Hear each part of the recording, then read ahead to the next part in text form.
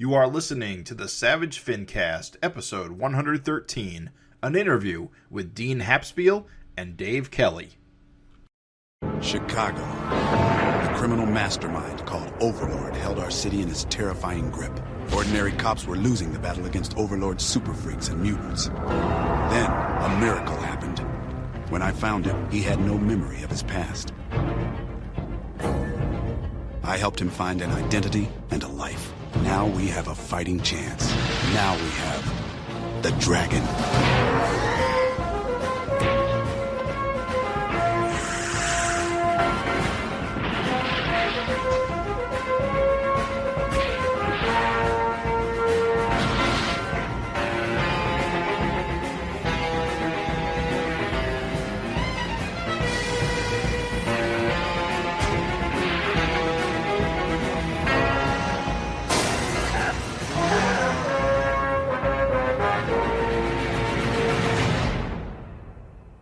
This is the Savage FINcast, the show that won't fake the funk on a nasty dunk. My name is Jim Purcell. I'm Craig Olson. I'm Raven Perez. And we are here for a very special episode of the Savage FINcast, the internet's only Savage Dragon-related, Eric Larson-related podcast. We're going to be interviewing a really interesting couple of comic creators. We are joined with creator of the Red Hook, Dean Haspiel, and creator of the Night Watchman, Dave Kelly, who, of course, have come together to produce a series of backups for Savage Dragon over the last several issues. I was going to say several months, but we know how that actually goes. So we are going to go right into the interview, as previously recorded, and I hope you enjoy. All right, so we're here with Dave Kelly, Dean Haspiel, writers for the Bride of Wax backup with Red Hook and some characters from the Night Watchman series, both create their own characters from the two. I'm very familiar with Dean's work. Dave's stuff was new to me, and I got to go back and read through his own comic, and also revisited a lot of the Red Hook stuff to get myself kind of immersed into this backup, which was a fun jaunt over Savage Dragon 259, 260, and 261. So welcome to the show, guys. I'm really looking forward to kind of talking to you about the series, picking your brain about your own characters, and just getting into Savage Dragon and how you got involved in this. Yeah, thanks for having us. Thank you. Thanks so much.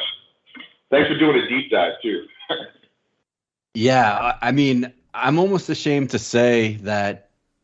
So I've read the first trade of the Red Hook, and I guess I just never put two and two together that there were so many other, I guess, seasons, what you would call it, on the Webtoons website. And I also didn't understand how connected it was to other characters. I'm thinking of, is it the Aquarius or Aquaria? All right, so I think this is, if I may, I might help arrange what's the disarray that is the Red Hook. So, not to diss, I'm not dissing Webtoon here, but one of the things that Webtoons, I think, made a mistake at doing was the 4.5 seasons, or let's call them 5 seasons, I did of the Red Hook on Webtoon, are all titled differently, right? Whereas most of their series, they'll have a season and then they'll add, 26 more episodes, or however many episodes it is per season, to the pre-existing title. For some reason, they wanted me early on to go from Red Hook, and then season 2 would be called something else, and then if I did future seasons, we called them something else. And the order of the Red Hook on the Webtoon is the Red Hook, season 1. Season 2 is called Warcry. Season 3 is called Starcross. Season 4 is called Blackout. And season 5 is called Post-Traumatic Superhero Disorder, PTSD for short. But it got smudged in with at the end of Blackout, right? But what it really should have been is the Red Hook all the way through those stories, those seasons, okay? So a lot of people didn't know there was a second season, a third or fourth, whatever, right? So, and eventually I think I convince them. I think if you go to the end of all those seasons, it might say, go read Warcry or go read whatever, right? Yeah, right. It says it right in the beginning now. Oh, good. So, but that kind of messed up, my metrics, my numbers. People didn't realize that Warcry was with the Red Hook comic and so on and so forth. Also, to speak to Aquaria, that's a character I very slightly co-created with Adam McGovern, the writer, and Paolo Leandri, I think, the artist, right? A very Kirby-esque type style art. And the reason I think you're bringing it up is because that character has appeared as a backup in Savage Dragon, I think about 2 times now. So, and there's a loose connection that Aquaria never outright said that Aquaria is in New Brooklyn, but basically Aquaria is in New Brooklyn. We just never really settled on that, me and Adam. And every time we talk, it's as if Aquaria is a part of this New Brooklyn universe. And just to go back to Webtoon for a second, sorry, there's a lot of minutia for your listeners. There's 2 other characters associated to the New Brooklyn universe that the Red Hook is a part of on Webtoon, which is the Purple Heart and the Brooklyn Knight. And so those were like the 3 characters, and those were other creative teams. And the Purple Heart by Vito Del Sante and Ricardo Venancio. And the Brooklyn Knight was written and co-created by the late Seth Kushner, who's a former studio mate of mine who passed away, and drawn by Seamus Bial and Jason Gunvor. So they built out, and then in fact, the Red Hook also appeared in a little mini solo story alone in the back of Savage Dragon as well. So did Webtoons? I don't know how Webtoons worked. Did Webtoons approach all of you guys to like create this shared universe, or did it just happen to end up at Webtoons because it was a platform that was? Good. It's a good question because like, where did that come from, right? So Tom Akel was the editor that approached me when he worked there, and I think he was basically trying to recruit certain American artists to the American platform or version of Webtoon. Right. Okay. And he knew that I was a webcomics guy since at least 2006 when I founded and curated Activate on LiveJournal blogging platform. And then we started our own website after that. So that was a webcomics site. And then I've also done stuff at Zuda and, I've done digital comics. I've done, webcomics basically since 2006. The majority of my work started as a webcomic. And so when Tom approached me and said to pitch something, I pitched him about 2 or 3 things. And the one he liked the most was the Red Hook. And then I was sitting, I was at a studio with other creators, and we had been thinking about building out this kind of universe that I had called New Brooklyn.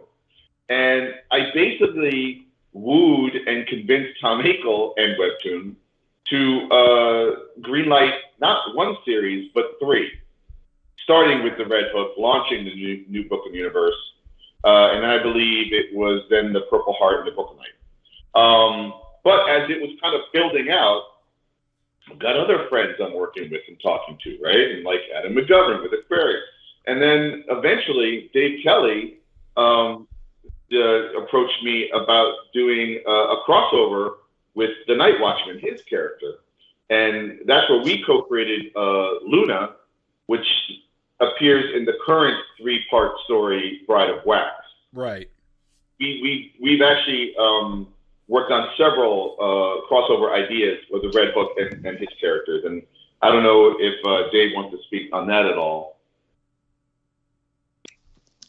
Well, the fun part is, we're talking about a story that we started 2 years ago, right before COVID insanity, and I have to go back and I had to do a lot of rethinking today about what the heck actually happened. How did we start this story? And, here we are 2 years later and it's finally out there. But, Dean and I had such a great collaboration doing the crossover that, I think we wanted to do something else. We wanted to elevate the profile of the crossover a little bit. So, we thought it'd be cool to take Red Hook back to where he came from in Savage Dragon and talk to Larson about doing a backup story. And we knew we wanted to keep it short and tight and fun. So we just kind of came up with this very irreverent Valentine's Day tale. And it's really a Red Hook story. Dragon, Luna, they all kind of pop in for a cameo, and we use some of the villains from the crossover. But it was fun to be able to write a Red Hook story. It was very different for me. You did a good job. Thank you. I appreciate that. So back in, I guess it was probably 2016, the first Red Hook story in the backup of Savage Dragon. I don't know if it was the first printed story, but you had the trade, but I don't know if it came. I wanted to ask that question real quick because I actually was going over the credits page in the trade paperback I got and see that it was credited in Dark Horse Presents. And actually, I have a recollection of reading that story in Dark Horse Presents back when it came out. Of course, that's is that Jim? Jim, that's me. I see you looking at the indicia and trying to figure it out. There was a 3-part story I did in Dark Horse Presents called Emotional Ebola. That was reprinted in the first volume of the Red Hook, and at the very end of it is, I think, a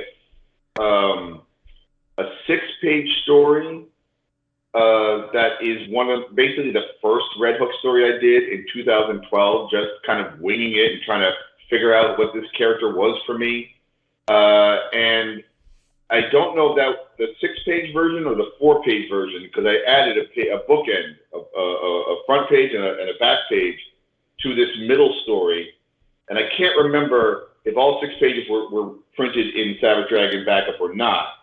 But also, I mean, just to speak real quickly to where the Red Hook comes from, I sometimes go to this residency called Yaddo in Saratoga Springs, New York.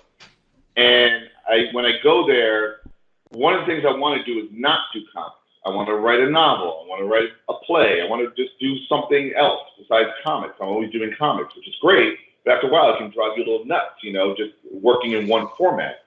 And so as a palate cleanser, the first night I was at Yaddo in, I don't know, the summer of 2012, I had this kind of thing scratching the back of my head. And it was like, well, what if 2 of my favorite cartoonists, Jack Kirby and Alex Toth, got together and created a character?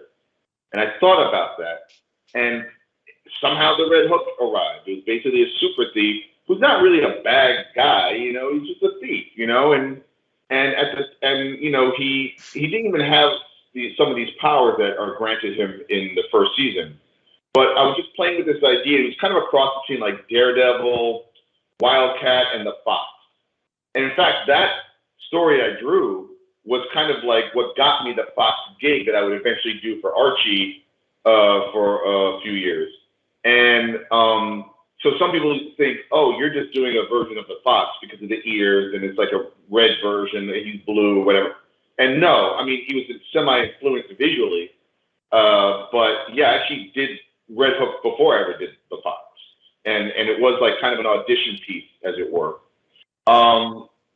But yeah, that's what I think finally, and was the first printing of a Red Hook story, possibly in Savage Dragon. I think so. And how did you link up with Eric on that? Was that something that you just kind of showed Eric, and so what do you think? Would you run it in the back, or was he? Eric, I love Eric Larson. He's just he is what he is. Like there's no bones about it. With super him. Blunt. Blunt and just and I can't. I had met him, and we hit it off. And I'm trying to remember, like, I guess I must have had his email, and I know that he does backups. And sometimes it just seems like he's, a friend will reach out and, put something back there. So in the spirit of that, I think I just wrote him and said, hey, I got this short story. Do you have a space for it? And, like a week or so goes by, and he goes, yes, send me the files for, it might have been something that was immediate or like months off. I don't remember at the time. Yeah. And, it's not like he's paying anything. It's just the privilege of being in the back and getting some eyes on it, And that's what I think, we've spoken about is that what we love about Savage Dragon, not only is the main story, but getting a taste of these backups and getting exposed to things you would have maybe kind of glanced over or not really picked up off the stands. And with Red Hook, like I said, I'm ashamed that I didn't dive into the webtoons. I just didn't know about it. I had the first trade, but I actually prefer the webtoons version of scrolling down and seeing that. And then having 4 seasons just to dive into, the characters are so diverse. You go from street level, hero to a cosmic kind of story. It in many ways kind of mirrors what I like about Savage Dragon and Jack Kirby's work and things like that. So, I think it's perfect for fans of Savage Dragon, just the sheer amount of different characters, just the love of having, a fisticuff and a fight, but then have just more than that, there's an underlying love story. Like you said, it's street level, it's cosmic, it's romance. It's got a lot of diverse characters. The Red Hook almost is, it's his point of view, but there's so many cool characters that happen. And, I barely scratched the surface of that in that little backup. And in fact, I don't even think I'd say it's a webtoon comic. Like, you would never know. I didn't know, at least. And that's something that Eric doesn't necessarily do. He doesn't, in the letters page, there's going to be some back matter, but it's not really advertised. It's just whatever he got that month or something, right?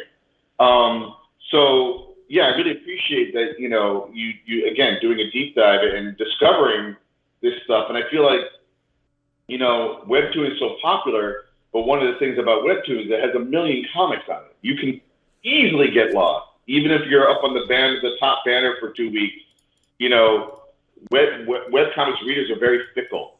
Like what they like. It's free, but they still complain. Whatever. And so and with Image Comics publishing the first 2 volumes, we kind of put a hold on it because it wasn't doing that well in the comic shop because it is a free webcomic online on your phone right now in your pocket. And then this volume will come out once a year.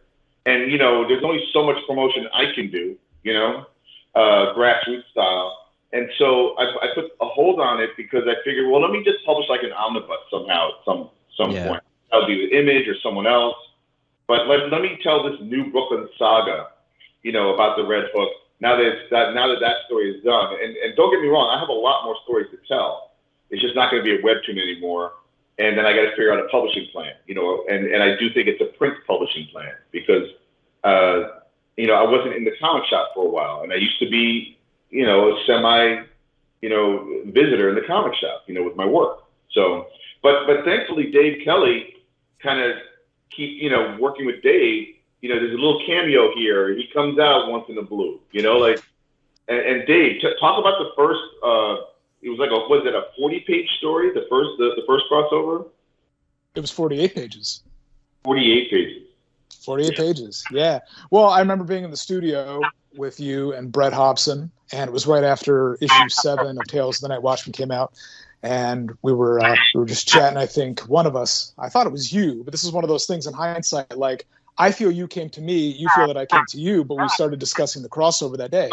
Probably. And it just seemed like the right idea, and it had always been in the back of my mind. What's that?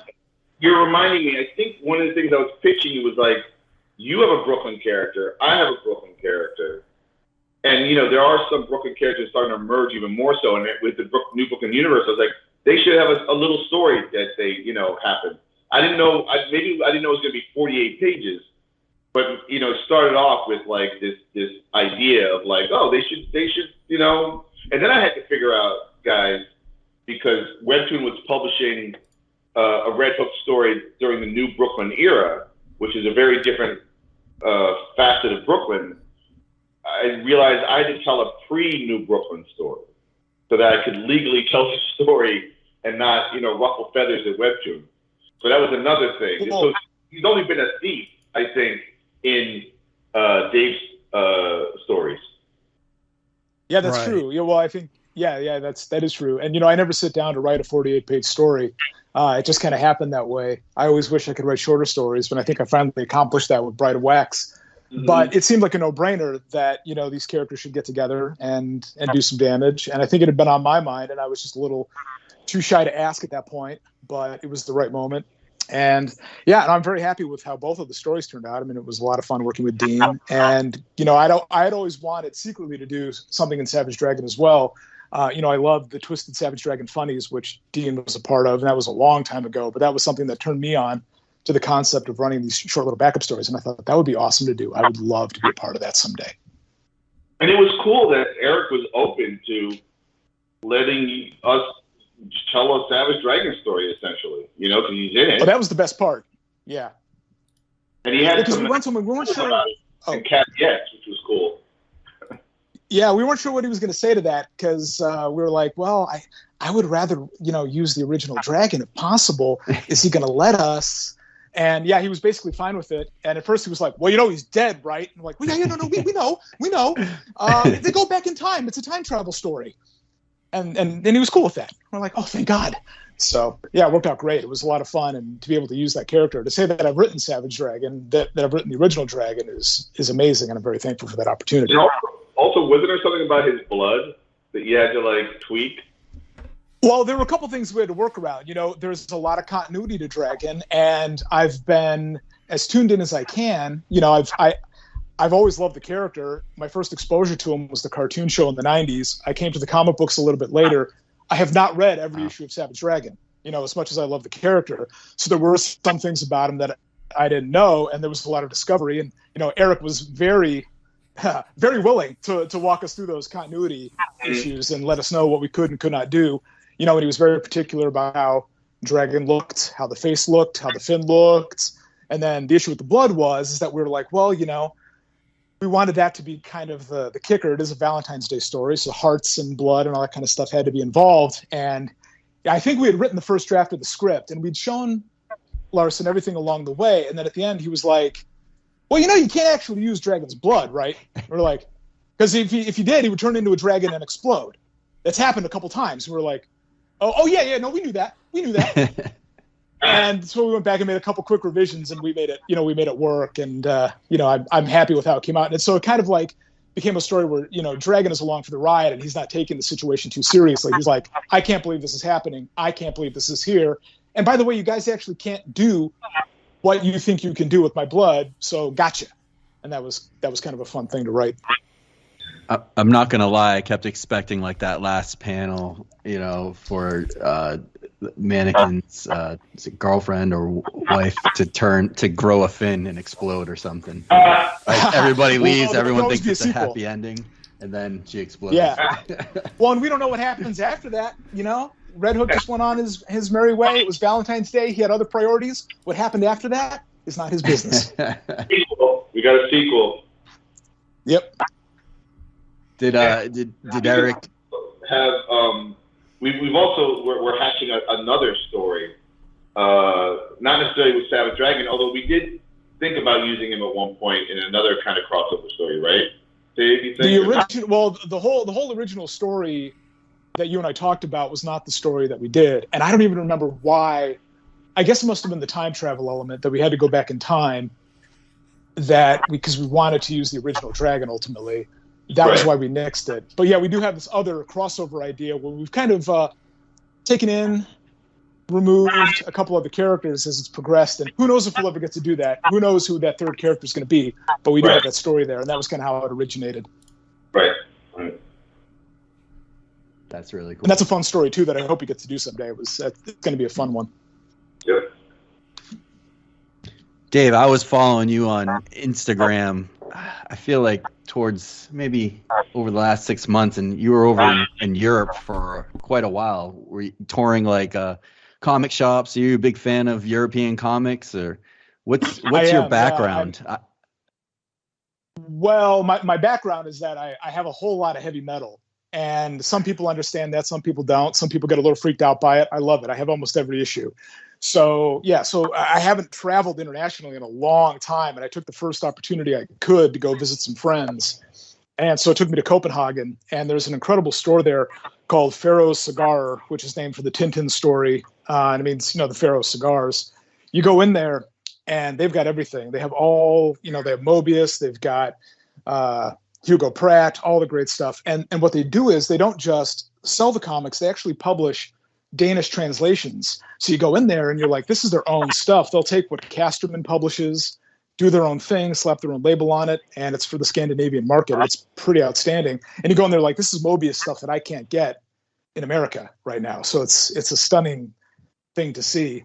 And then there are a lot of great shops in the UK, like Gosh in London and OK Comics in Leeds. There's a lot of great stuff out there. But as far as my background goes, I started doing Tales of the Night Watchman about 10 years ago with my partner at the time, Laura Ontal, and it's a series about baristas who fight monsters, and it's got, some street level sensibilities about Brooklyn, but it's more of a monster comic. It's a little more heightened genre than what Red Hook is. But that's basically what I've done, and that was what led me to this point. And is he the same artist that did this backup for Savage Dragon? He looks like it's the same artist. Oh yeah, Brett Hobson, right? No, so I co-created the series with Laura Ontal.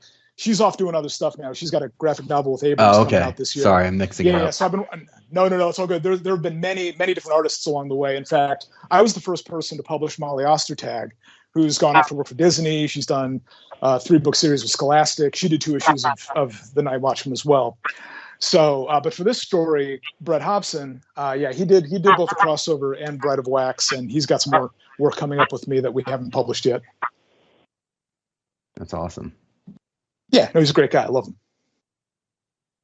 And then one of the things with the series, with the 3-parter, it seemed like it took probably about a year for this to come out with COVID and then Eric's schedule. Yeah. I know he had writer's block for the first time, I think he said, in 30 years or something crazy. So it felt like at times we were never going to get a conclusion.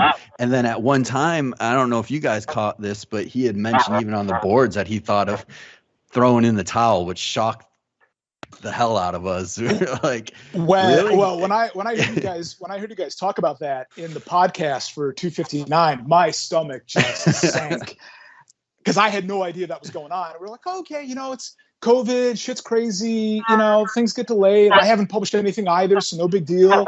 And then I heard that, I'm like, oh my god, please don't let that happen.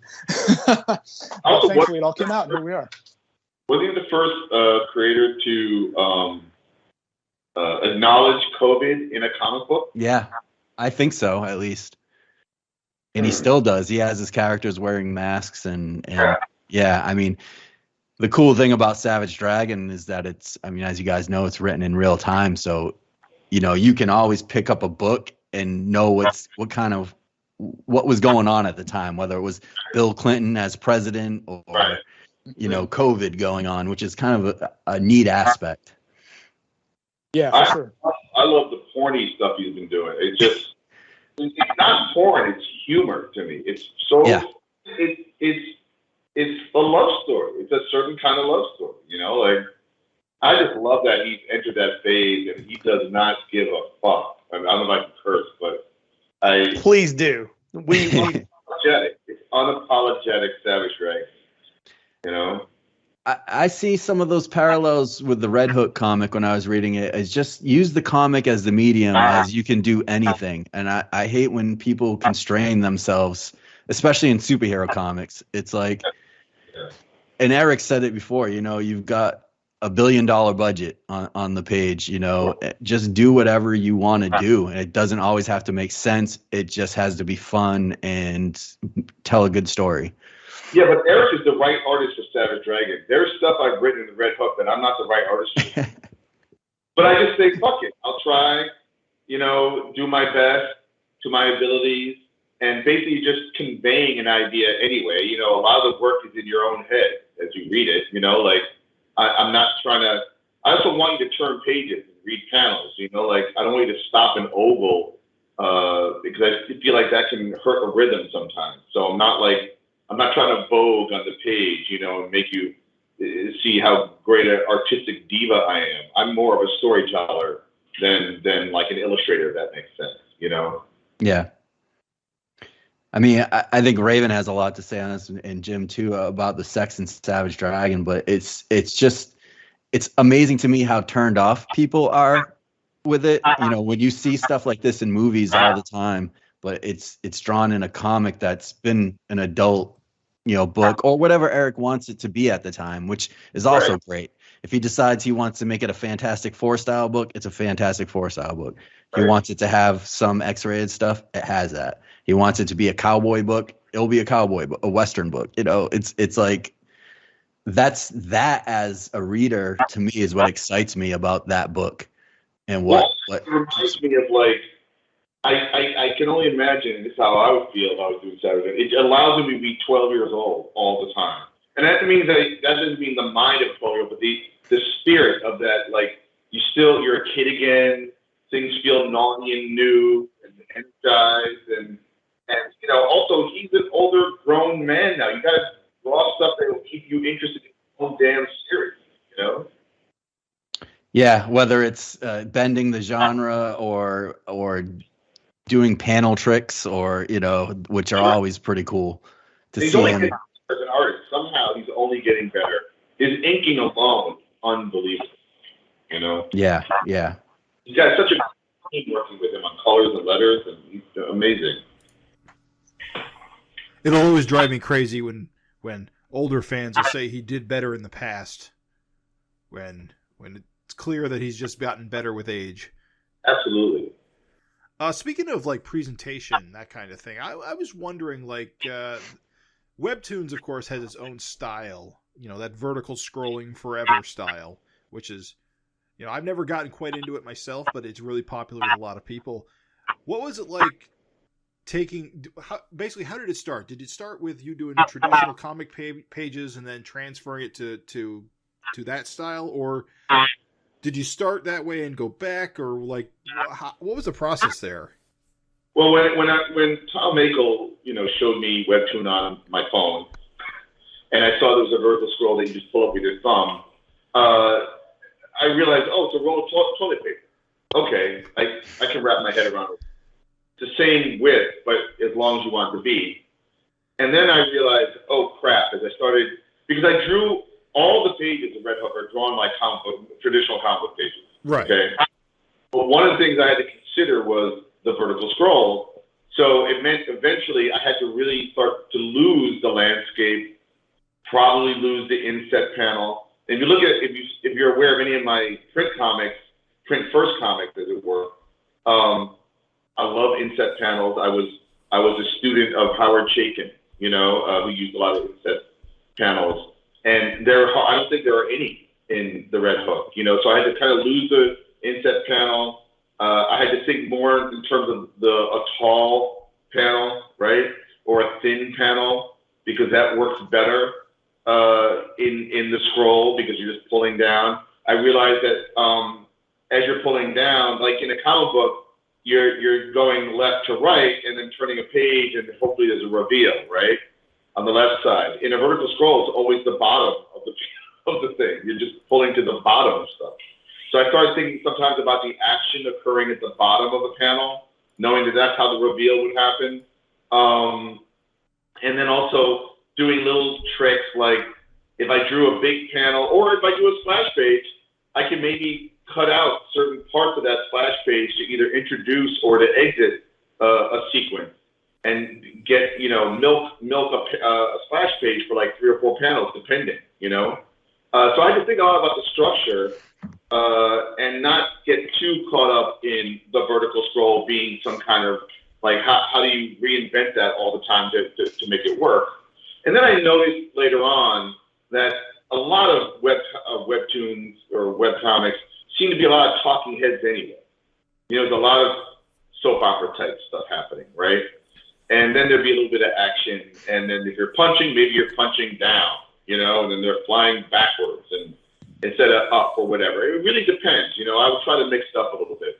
But that's interesting to me on its own, because as we know, in a traditional comic, you go left to right, and action generally should flow in that direction. And of course, you got the turn the page, get the surprise sort of thing. But when you're doing the vertical scroll, it's completely different, like logic, I suppose. Yep. And there's a lot of parts of panels and certain page designs that has not been seen yet, because you'll see it how it's supposed to be in the print version. But I did honor, I believe, the vertical scroll as best as I could. I never got any crap for it. The only thing Webtoon asked me to do that I kind of disagreed with, and I think it's even evident in the work, was when the first season I had a limited color palette. Basically, the world was kind of like a beige, warm gray type of world, and then all the characters had a featured color, I'd say, right? I did notice that. Yeah. Yeah. And then with Warcry, they were like, can you go more 4-color, like full color, right? Like every color they get. And I'm not a good colorist. I gotta say, I can't think that way. I think more in terms of a limited palette. But I took the challenge. I did the best I could, and Warcry and Starcross are done more of a full color palette.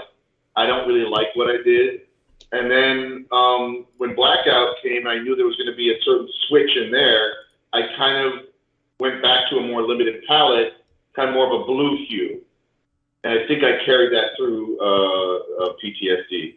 And, you know, I look at color like a tone. I've worked with great colors. They do a better job, you know, and if I have any thoughts, I add them. But, yeah, I'm not a big fan of doing full color on my personal.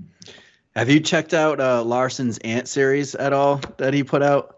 I think you would dig the colors. It's very similar where the ant kind of pops and it's got like the gradients, but all the characters in the background are flat. That's great. And it's a real limited palette. It's really experimental and fun, but it did remind me of kind of what you did with the first season of Red Hook, where I like it because it feels like the main character just pops on the screen. Your eyes are drawn to the red. Right. And also, who cares if the car is blue and the tree is green and brown? Like, we already know that. So yeah, it's a little bit easier. Actually, sometimes it's a little harder to work in a limited palette because you have to how you separate stuff and make sure you're looking at what the reader is looking what you want to look at. But ultimately, I just like when a world feels glued, like it feels like it's its own little kind of. And because in this case, Brooklyn has seceded. Brooklyn is sentient, and her heart is broken by the toxicity of the world, and she literally and physically secedes from New York, ergo America, to start her own republic, where art can be bartered for food and services during a pandemic of superheroes kind of emerging, from this kind of cosmic fallout. And that's kind of like the genesis of New Brooklyn, and that's why we have all these different characters and stories. But the anchor is the Red Hook. So much of the Red Hook story revolves around aspects of love and loss, and whether it's person to person or a love of the community, which I think throughout this whole series, it's a love letter to Brooklyn and all the the different areas. But I've seen that throughout your work, the Billy Dogma. My first experience with your work was Brawl with Michelle Fife. Yeah.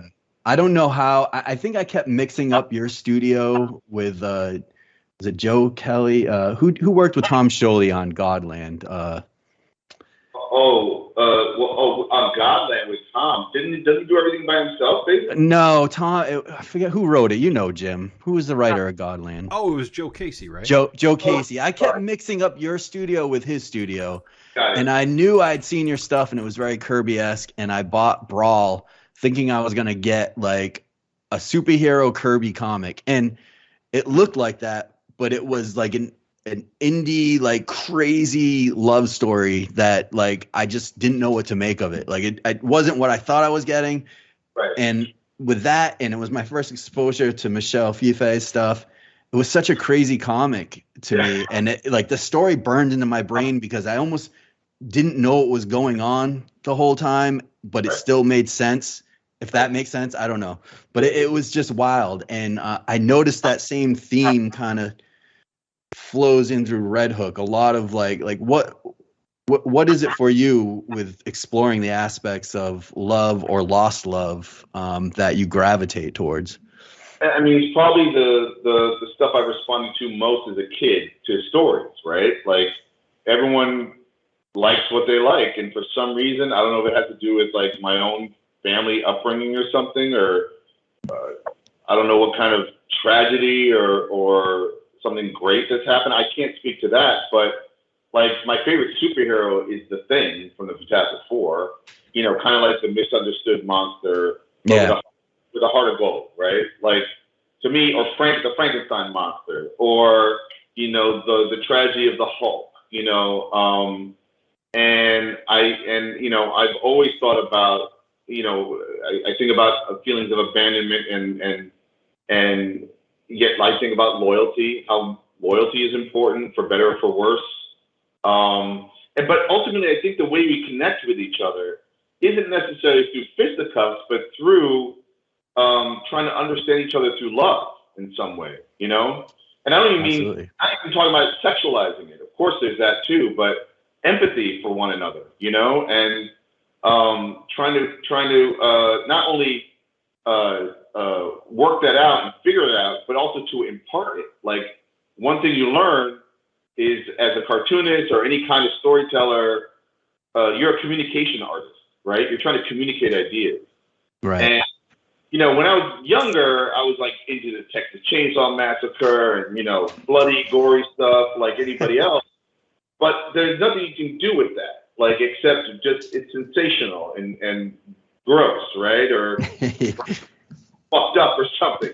But what I started to realize is I could do stories like that, but what's the takeaway? And so I committed to the idea at one point, well, if I'm going to work on a long piece or a longer piece, or even the shorter ones I do these days, like the takeaway is there's got to be a sense of hope. There's got to be a sense of, something that's meaningful. And again, I'm not even talking about teaching. I'm talking about what I think, I want you to pick up what I'm laying down, and especially, weirdly enough, these days, today, whatever is going on in the world, forget COVID, there's such a disparity and diversity. It's kind of weird how bad it's gotten. We all thought it was just getting better. No, it's getting worse. How is that possible? And we need to learn from that. But if you're going to pick up something I've written and drawn, I hope you're entertained, but I hope you walk away feeling something. I want you to feel something. Yeah. Yeah. I think, just there's reading that Red Hood comic, like you said, there's the fisticuffs, but the message of love, and there's so many different aspects of it in there. Whether it's with Red Hook's mother, the Coney, losing her husband, Red Hook losing, his girlfriend, or trying to replace her with someone he doesn't feel for, or I think it's Sundog and Rajak. It's just, and like you said, New Brooklyn itself and its heart, and in the story where the Purple Heart story goes, and he's actually the heart, working for the heart of New Brooklyn. It's all comes down to love. The cosmic story. I mean, I think there's even a part where isn't.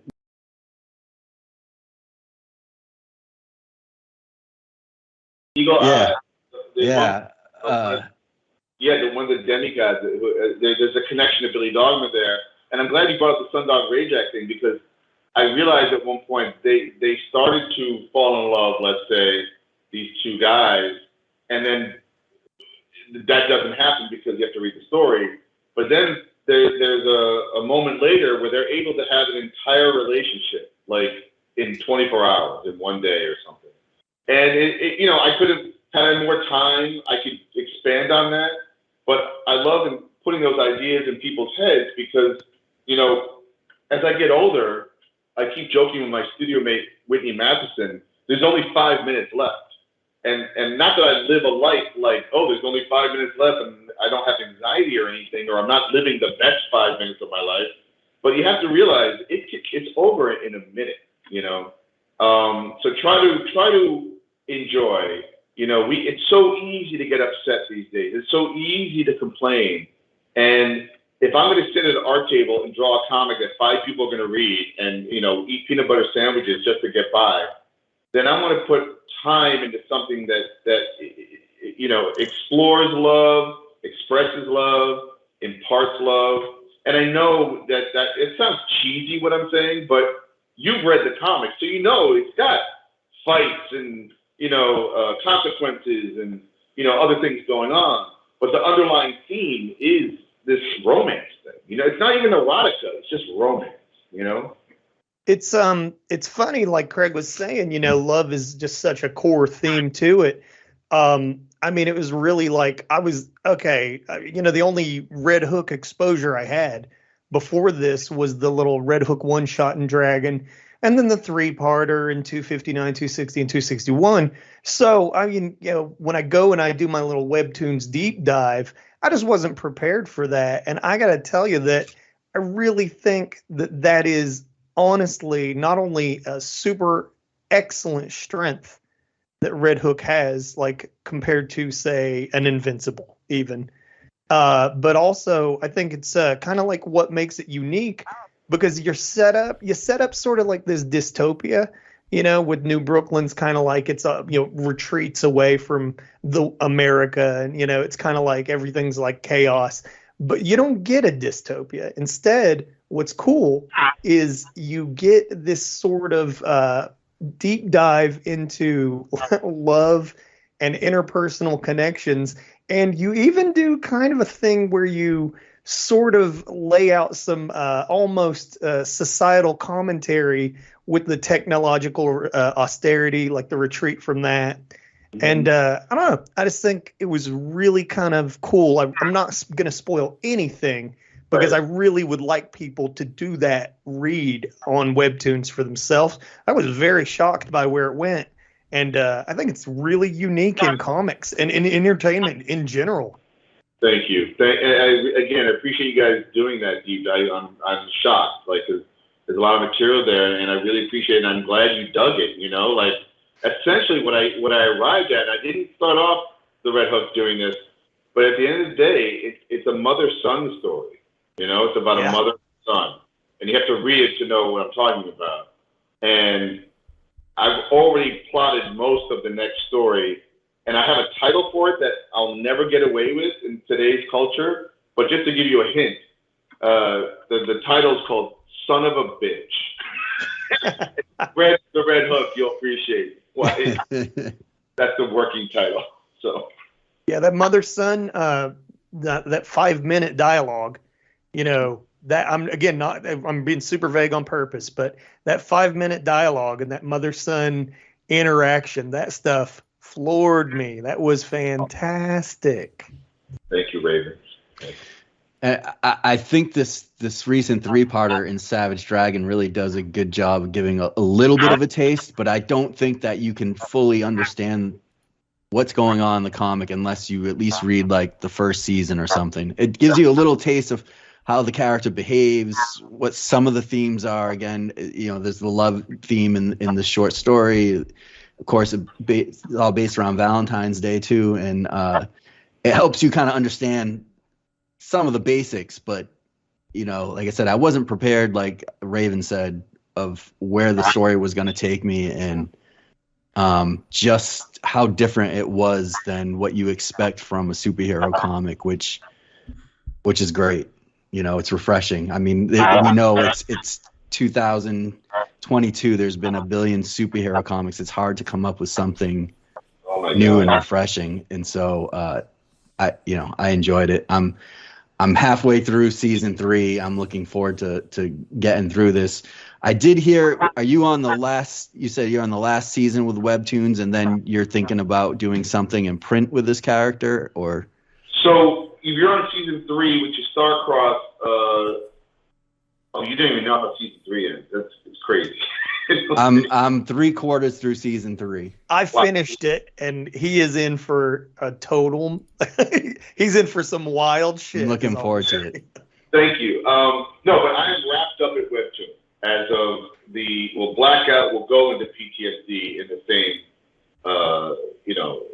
season, as it were. And then I'm wrapped there, and then, like I said, I have a story that I want to do. I have a couple of stories already kind of lined up, but I don't have a publishing plan. I do think it should be in print. I know we live in a digital age right now, but I've been missing the bookstore. So I think one of the ideas is to probably put out an omnibus of all that stuff on Webtoon, right? That's one story. Then this would be the quote continuing adventures. Okay, spoiler: Red Hook doesn't die. At least there's that. You're doing more Red Hook. I'm not saying who dies or not, but he doesn't die. And then I would a part of me, and I don't know if you guys, we were talking about format with the vertical scroll, but and I talk about this with Dave a lot, but a part of me is thinking about, there's a sweet spot to like a 64 page or a 48 page. You know, it has a spine. It can be in a bookstore. Maybe you do 2 or 3 of those and you collect them into a graphic novel. You know, I could do 2 or 3 stories, like a trilogy, and call it something after I put out. And maybe I'd be doing that or working on another project. You know, I don't know. I'm thinking about it. And is that a Kickstarter? Do I find a publisher that doesn't need to own my stuff? Like, the cool thing is that Webtoon paid me to produce something that I own. That's crazy. That's very rare. You know, I was able to make all that deal. But anyway, so I'm not sure yet. Dave, you going to say something? Well, I was going to throw in real quick that, you know, I think one of the biggest challenges in comics in general is the format. And we kind of rely on a lot of archaic models, and it's hard to get people to think differently, because I'm guilty of it like anyone else is. I love going to the store every Wednesday and buying monthly books, paying way too much money for them, because that's what I'm used to. And it's part of the thrill. But it would be great if there was something that could kind of exist in between, you know, the 2 formats that we kind of know, the collected volume, or even something digital. And we haven't figured it out yet. And I think it's frustrated both me and Dean. And we're both kind of in the same place where, you know, we really don't know what's next. So much has gotten shaken up in the past couple of years. I was thinking very differently about how I was going to come back to publishing, you know, and I don't even know what to do now. Everything's just kind of amorphous and strange. And you're working on a 5-issue Night Watchman story right now, aren't you? Oh yeah, I've got 7 issues laid out actually, and most of them, you know, about half of it is ready to go to print if I had to, but it's just not the right time. And they'll come out soon, but you know, we're not quite there yet. And there've just been a lot of little things along the way, just, you know, personal struggles, you know, COVID notwithstanding, just a lot of little things have come up, and you know, everyone's working really hard. And that's the thing about comics, is you put a lot of effort into it for something that, you know, people pay $5 for and read in 10 seconds. And you're like, oh my God, if they only knew the pain. I'm waiting for Raven to chime in. No, okay, right on. I'm just over here agreeing. Yeah, and okay, right on. Good. No, but for a $4 or $5 comic, you're getting 20, maybe 24 pages of story. You might as well do a 64-page comic for $15, and it has more value, actually, and you get it done in one story, right, usually. Right. Sure. That's the direction I want to go in as an indie artist. Is like, I don't know how, well, Eric had a tough time recently, Eric Larson, you know, with having writer's block, and with COVID, you know, I understand COVID is notwithstanding, as we say, but still, he's producing a regular series. Like, I don't know how he can do after 260 issues. Like, you know, how's he doing that? That's hard. I couldn't do that. So as I grow older, I'm like, you know what? Let me tell a story in 64 pages or 40 or whatever, you know, and then maybe come out with once a year or something, or if I'm lucky, twice a year. And that could be a plan. You know, I think that the days of indie comics trying to do what Marvel and DC are having a tough time doing are gone. You know, like, I don't know how Dark Horse, IDW, and all these other publishers can even dare to publish a 4 or 5 issue miniseries where the second issue numbers drop in half, and why publish a 3rd issue and wait for the trade, right? And then, like, if you want to keep it on topic, I briefly read something about how Comixology is having problems because I think they created an update that's not very good. And I could go into that. Sorry. What happened? That's what I'm saying. Like, well, basically, Amazon decided that they wanted to integrate Comixology with the Amazon storefront, so they're eliminating Comixology as a platform. And so they have created a really bad storefront when they had a perfectly good working one, and they have changed the reader app for your devices into the Kindle reader, which is awful for reading comics. So it's hopefully these are teething problems, but Amazon, they're just going to keep it this way forever, and it will be bad. And I heard that a lot of people who had like a lot of comics downloaded, suddenly those were gone, and they have to re-download everything. Yeah, so when they changed the app over to the new version, it required everything to be re-downloaded. But not only that, it did not retain like whether or not you've already read something. So for someone like me who has 3,500 comics, I now have to manually go through and mark them all red so they don't all appear in my library. Wow. It's really obnoxious, yes. Okay, well, again, Said, I mean, it's still the highest profile way to get digital comics, which is right. I mean, there's a lot of merit, obviously, to the digital world we live in right now to look at comics that way. I personally don't, and maybe it keeps my reading lighter because of that. Like, like for me, my favorite thing right now is like Ed Brubaker and Sean Phillips' Reckless series. Like you get a whole story. You read it, and it takes maybe 40 minutes. It's great. I love it, Well, just talking about the whole formatting thing with doing miniseries and turn them into trade paperbacks, I thought the whole premise was that you did a miniseries first to pay for making the comic, and then putting out the trade to, keep it in print and reprint it. Right? That's supposed to be the gravy, the trade, or the collection, or the deluxe edition, whatever. But how is not selling issues 3, 4, and 5 barely like not in the black helping you, and everybody's waiting for the trade, so you're literally killing trees for no reason. I'm almost the opposite, where I hate to see everything go to trade because there's certain comics I just want to try out, and I don't mind plunking down $4. If I like it, then I'll stick with it. But it might be a bigger decision to drop $15 on something. So I personally think the art of the cliffhanger is lost when everything's a graphic novel. Oh, it is. Absolutely. Yeah. And guys agree, but it's funny. Every 5 pages of 4.5 seasons of Red Hook, I had to come up with a mini cliffhanger. Even if it's just asking a question that gets answered next chapter. Holy crap, did I learn about cliffhangers? Because that's one of the ideas is to keep them coming back, Right. And that's not even, like, cliffhangers should be 2 or 3 in a whole story. Trying to do that in 25 of those in a 26-chapter comic is bananas, I could take a break from cliffhangers myself. I think it's okay. Oops, sorry, Craig, go ahead. No, go ahead. All I was going to say is I think it's totally acceptable to explore less frequent, more short form storytelling. Yep. Again, talking as an aging comic artist myself, got a lot of aging comic artist friends. You just get to that point to where you just want to shit the story out and you don't want to draw it out. And it's kind of one of those things where I think there are some things you can point to that publishing models where it comes out like quarterly. Headlopper from Image, I'm thinking of. But it comes out quarterly and it's oversized. So you get a larger chunk, but that every story arc is only 4 issues and you're only getting those 4 issues a year. But when you get those 4 issues, you get a bigger chunk. I just think there's all kinds of different ways to approach it. And you shouldn't, like you said, you shouldn't ever feel like you have to ape the Marvel DC model. It barely works for them. So well, not only barely work for them, they don't need to do that. Right. Why have they been doing that? Like, just do 6. First of all, you don't need 10 Batman books.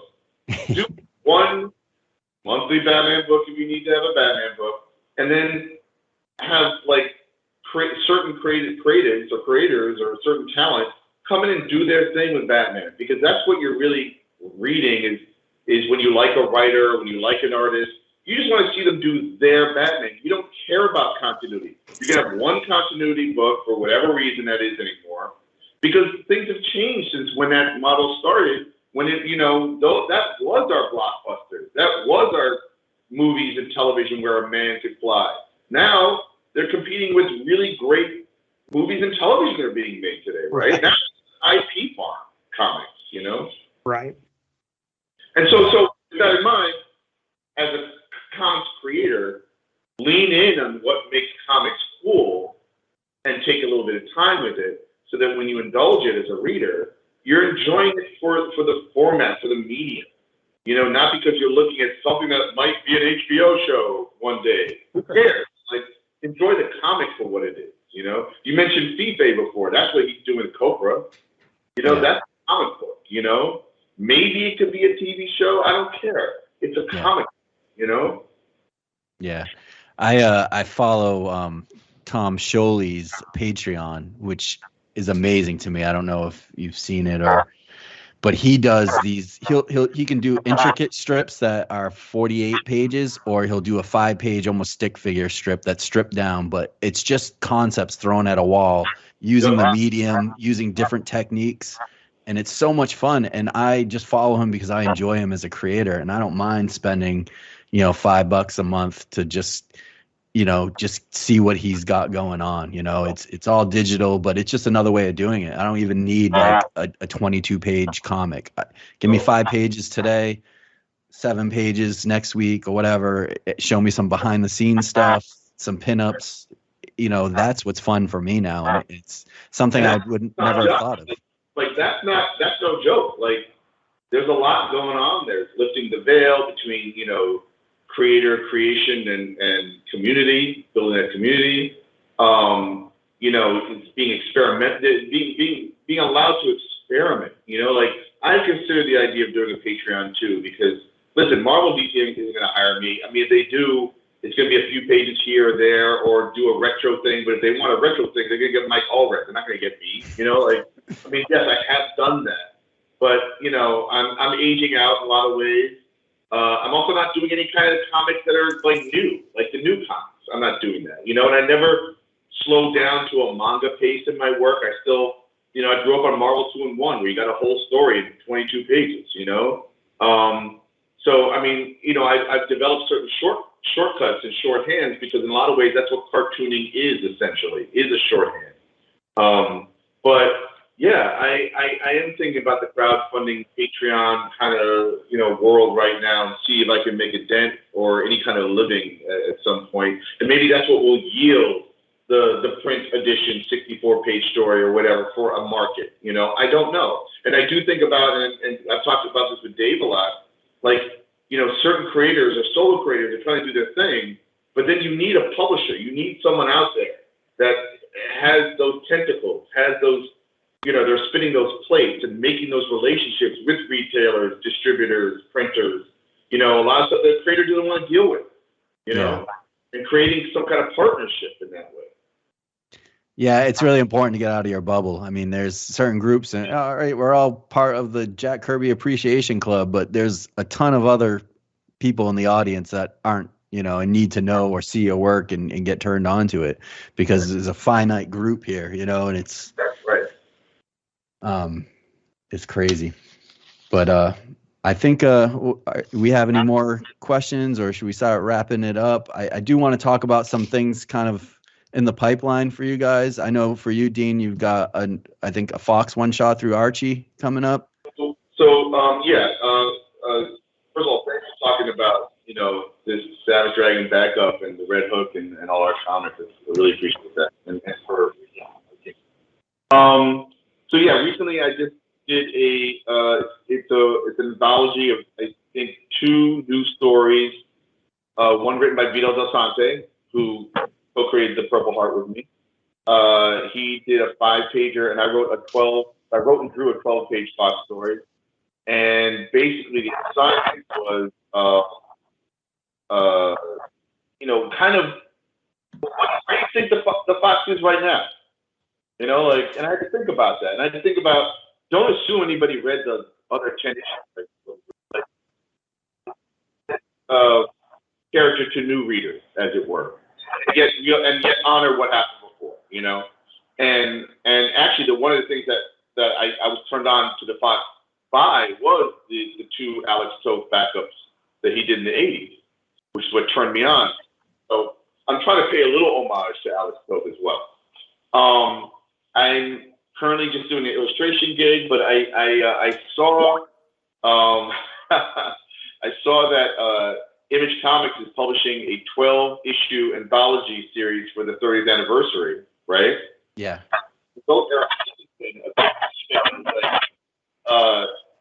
can I do 1 page at least, something in this? He came back, why don't you do 1 page per issue of the 12 issues? And I said, well, I don't know if I want to come with one-page stories. But I could do a 12-page story that's serialized. So I'm doing a 12-page Billy Dog. Oh, cool. That's awesome. Hold on 1 second. I know your listeners can't see this, but I don't know if we can. But that's wow. First page. Nice. I don't know if it's backwards. It's backwards for me. It might be right for you. I don't know. No, it's right ways for us. So, I can't tell because there's no words, but yeah, the words I digitally added, and yeah. so I couldn't tell if it was backwards or not. Yeah, right.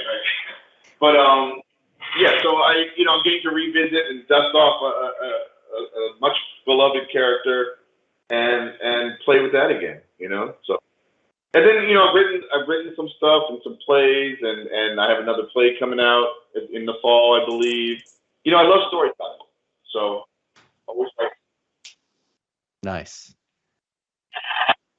What about you, Dave? You have something coming in the pipeline you want to promote, or? I do. I'm going to launch something on Substack. It's kind of a future noir detective story called Heart and Sin. So if you go to heartandsyn.substack.com, we've got a little preview image up, and you can sign up for the newsletter, and there will be much more to come. Also, I want to interject. I saw in the comments you wanted to ask us what our favorite dragon characters were, and I just wanted to throw in mine. Yeah, I think, part of it, not just to jump in, we kind of jumped the gun, but we did want to talk a little bit about your kind of relationship with Savage Dragon that you're still collecting or not, or just checking in and what some of your favorite aspects or characters are, just to tie it in with the FINcast. Right on. Well, I've been picking up monthly to obviously support Larson because he's been so good to me and to Dean. But my favorite character of all time is Mako, even though he is long gone. But he's that. Yeah. Well, no, Craig, he's gone. You'll be glad to know he's not gone. He's back. Oh, okay. Well then, yeah. Awesome. I think the most recent issue, didn't he? Yes. Yeah. If you like Mako, you should pick up the most recent stuff. You're in for a treat. Oh yeah, right. He's right here. Oh my God. You know what? I went right to my story like an asshole. We're in the issue. I think that he comes back. Yes, you are.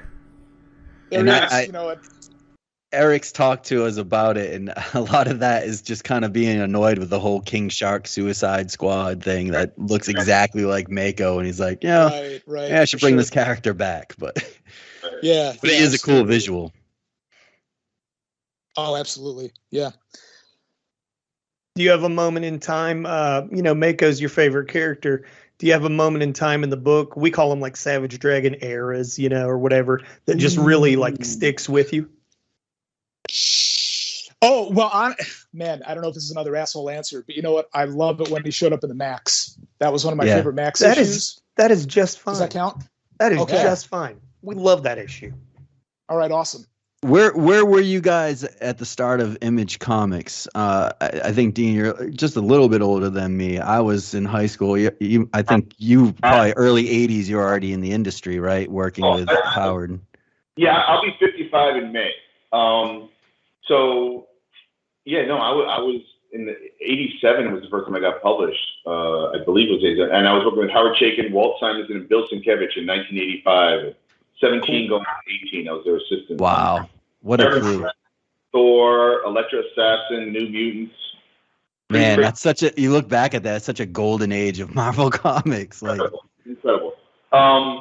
And yeah, I remember when Image started, and I remember picking up those books. And to be honest, most of them weren't my cup of tea. It wasn't my thing. I wasn't nothing against McFarlane's Spider-Man, but it wasn't my thing. Rock I agree. Spider-Man was Spider-Man. And then, of course, Ditko Romita, and Romita Jr. even. But yeah, no, it was like that overdrawn, overwrought, angsty type of thing. Like, I get why it worked in Dark Knight Returns, and I get what, in Watchmen when things got a little angsty, but that was more of a commentary, not only about what comics could be, where they could go, but also, what's happening in the world. And then the biggest mistake comics made was to try to keep aping that over and over and over again. Mm-hmm. I love C.C. Beck's Shazam. That to me is what a superhero is, or Fantastic Four is my favorite comic book. Yeah. And So, but when Image started, I definitely picked up a lot of those first issues. In fact, and I've come to meet and like Rob Liefeld, but when I was younger, I was like, what the hell is this? Like, I just didn't, Yeah. And I know he's made fun of a lot, but what I realized in my latter years is that what's great about Rob Liefeld's comics is not only does he have a specific energy, like this kid enthusiasm, right? Like I mentioned before, like turning back to being 12 years old, but which is in a good way. But what's cool about Rob Liefeld's comics is that they're unintimidating. You ever see a pick up a comic, you're like, I could never do that. Or, oh my God, look at that, Jose Luis Garcia Lopez. Like you cannot, who can draw like that, right? Or when something's really stylistic and how do they find their way, like Walter Simonson, Bill Sienkiewicz, Mike Mignola, whatever. What was great about Rob Liefeld is that, I think I could do comics too. It inspired you to maybe want to do some rock'em sock'em kind of comics or whatever, And I bet kids got, found their way through a Rob Liefeld comic, Kind of like the punk rock of comics where it just was, others could do it. It was just. Oh, you just go up there and rock out with your cock out, right? I think for me, and for the generation, so I'm 45. I'm 45. It was that energy, and I wasn't exposed to. I think you were exposed to kind of some of the late 70s Kirby stuff when it was coming out, and witnessed that. Whereas my first taste of stuff was like, Silvestri X-Men, or Walt Simonson was just ending Thor. So like right around that time is when I was getting into it, and that was exciting to me. And I looking at it was like, man, it was mind blowing. And now, as my taste refined through the years and being exposed to the older stuff, I'll take a Kirby or a Ditko or some of the more simplistic styles, which are not at all. Right. They're just cleaner. That kind of original gangster. Like I realized if I had to whittle down my library to the era that really impacted me, which is specifically Marvel, I think my Marvel era actually ends with the first Secret Wars. In a way, the 25th anniversary, right?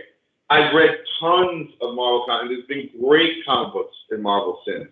But if I had to make a decision, it is like the 80s was my silver age, even though, and that's Tom Byrne and, Simonson and Frank Miller, right? Like those guys. Of course, there was a golden age of really good indie comics too, But yeah, when Image first launched, and then now specifically going to Savage Dragon, like I read some of that stuff.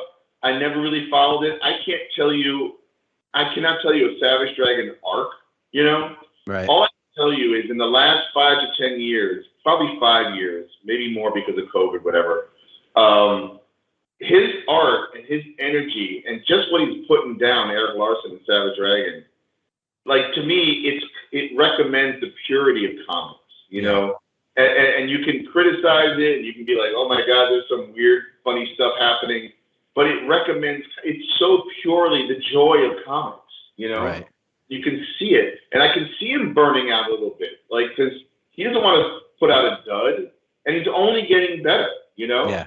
He's got to deal with his own continuity. So I'll bet after a while it gets very harried and like it's a web of stuff, like he's got to keep in his own head. But whatever he puts down, I just enjoy that. I can't tell you what's really happening after. Sure.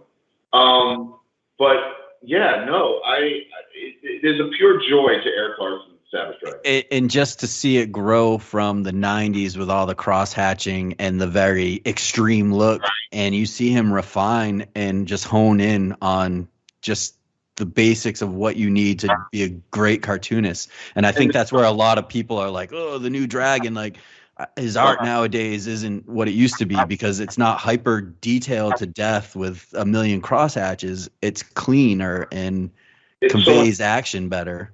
It's so much better. He's only gotten better. So, I mean, I don't know the character except maybe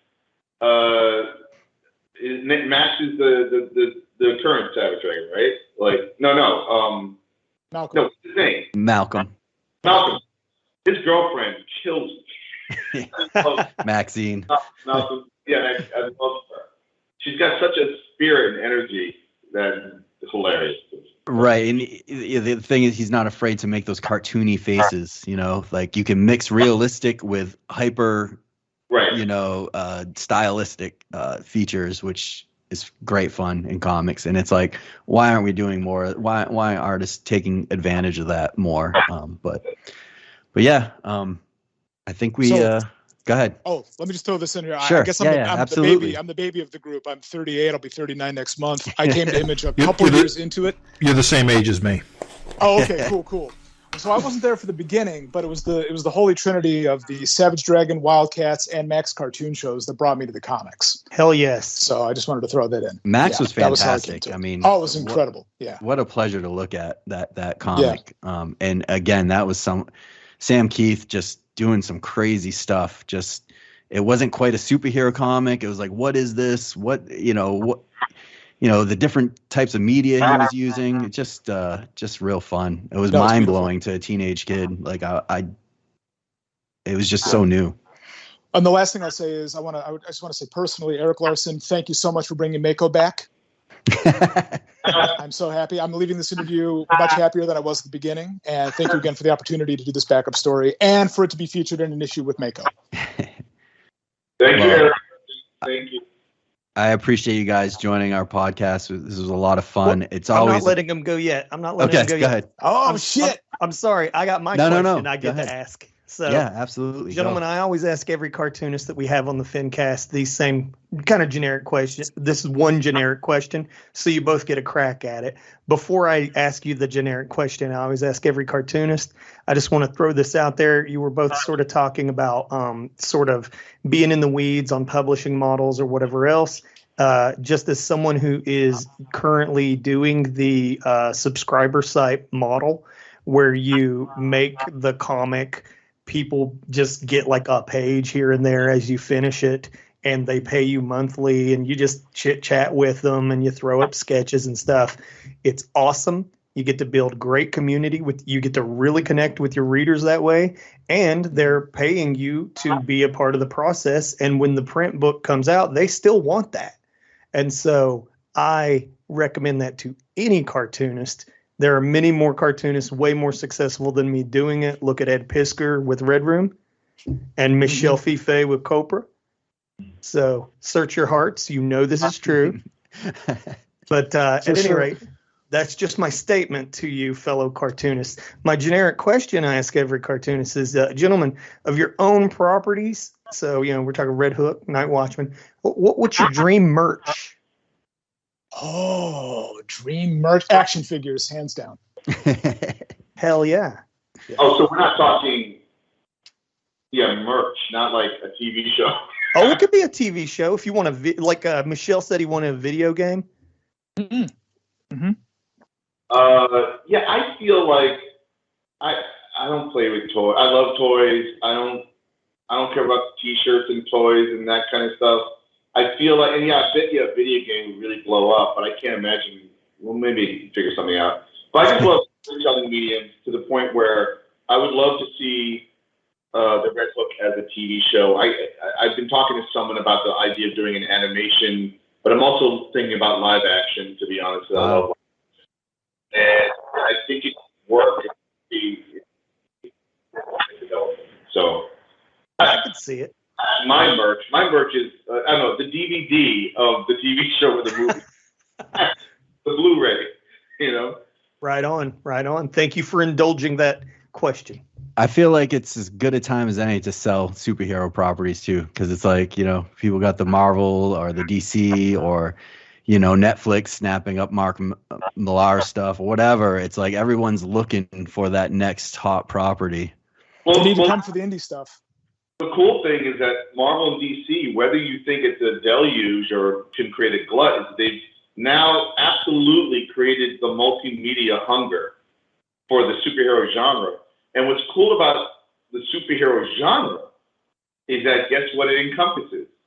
Crime, science fiction, fantasy, and romance. It's all genres. Right. However you want to parse it out, I mean, you saw WandaVision. You saw Winter Soldier and the Falcon. You just saw, oh God, what was the recent one? Hawkeye, yeah. And like, look how great Peacemaker. Right? Like, and they all encompass all those parts of the genre, but they've done so different. Right. Marry Me is a 15-year-old webcomic about romance, and it's releasing into theaters with Jennifer Lopez and Owen Wilson. So I'm saying we're in different times. Yep. And you know what's funny? I was just watching on, I think it's Netflix. There's on Netflix. There's a TV show called All of Us Are Dead. Oh right, yeah. A webtoon series, and it's Korean, but they've done English, not subtitles. What do you call it? The voiceover. Dubbing. And it's basically a high school with zombies, right? A zombie outbreak, apocalypse. And what was funny is when they started making references to, oh, is this a zombie apocalypse? You mean like Train to Busan? Which of course makes sense. It's Korean, right? But there's no Walking Dead. There's no Night of the Living Dead. There's no George Romero reference. It's the current reference. Yeah. And the reason why I'm bringing that up is just like I'm touting how superheroes are here to stay. So is the zombie. You can still make zombie shows and movies, even though Walking Dead's been around for 10 years now, And they thought for a long time, we can't do that. No, you can continue doing it. It's how you do it, Mm-hmm. Right. Absolutely. Well, cool. Yeah. You got anything else, Raven? No, sir. Jim? No, I think we got a really good interview. Yeah, I really enjoyed the time that we had together. I loved, picking both your brains to understand your concepts and your heroes. I look forward to, reading up on the last 2 seasons, and I think I'm going to run out and order that Fox one shot and go back and buy the back issues because I'm pretty hooked on your stuff now. And the Red Hook stuff blew me away, and I can't recommend it enough to the Savage Dragon readers out there. So hopefully our listeners will. The crazy thing is it's all free on the webtoon, so it's they can pick it up or they can buy I think it's volume 1 and 2 at Image, right? Which brings you through the second season or third season. Yeah. Yeah. Well, thanks, Craig, and again, I really appreciate you guys talking to us. Cool. Yeah, thanks, guys. Thanks, guys. Awesome. Appreciate it. Let's do it again when we get some more Red Hook or other projects in the pipeline. Anytime. Thank you, fellas. Take it easy. All right.